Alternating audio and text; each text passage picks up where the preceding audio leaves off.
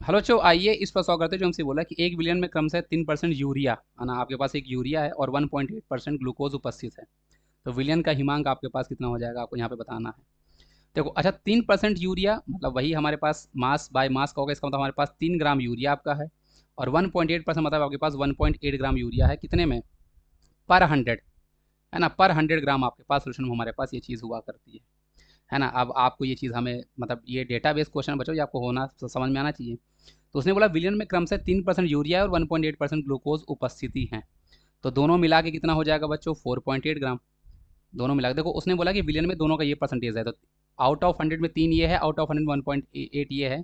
तो 4.8 दोनों को ऐड करोगे, इतना हमारे पास बच्चों यहाँ पे आपके पास विले है।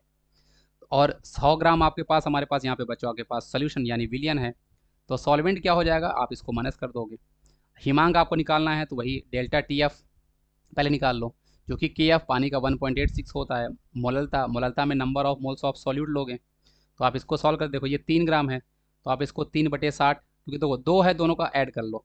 तो number of moles of solute कैसे होगा? एक तो 3/60 ये है, मतलब mass divide by molar mass, और ग्लूकोज का 1.8 डिवाइड बाय मोलर वेट 180। तो ये नंबर ऑफ मोल्स हो गया, divide by weight of solvent. 4.8 100 में माइनस करो तो 95.2 ये आपका वेट ऑफ सॉल्वेंट हो गया। क्योंकि ग्राम है तो मल्टीप्लाई बाय 1000 करोगे। तो यहाँ से आपके पास बच्चों डेल्टा टी एफ 1.172 आपके पास सॉल्व करने पे आपके पास आया, है ना। कैसे सॉल्व करोगे ये सब आपको ही बेसिक मैथ्स आनी चाहिए, पेपर आपको देना है।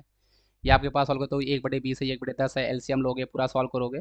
तो ये सब आपके पास यहाँ पे वैल्यू आ गई। अब डेल्टा टी एफ क्या होता है? जो भी आपका विलायक है उसका हिमांक माइनस जो भी आपके पास सोल्यूशन है उसका हिमांक, है ना, इक्वल टू जो आपका जहाँ पे जमता है इक्वल टू आपके पास यही वैल्यू हमारे पास 1.172 आया है। उसने क्वेश्चन में खुद बोला हुआ है कि 1 बिलियन में क्रमशः यूरिया ग्लूकोज है, और उसने जो के एफ की वैल्यू दी है ये तो जल का है, मतलब जल रहा होगा, और जल का बॉइलिंग मतलब हिमांक जो होता है वो ज़ीरो होता है। तो जीरो माइनस आपके पास यहाँ पे आपका ये निकल के आता है।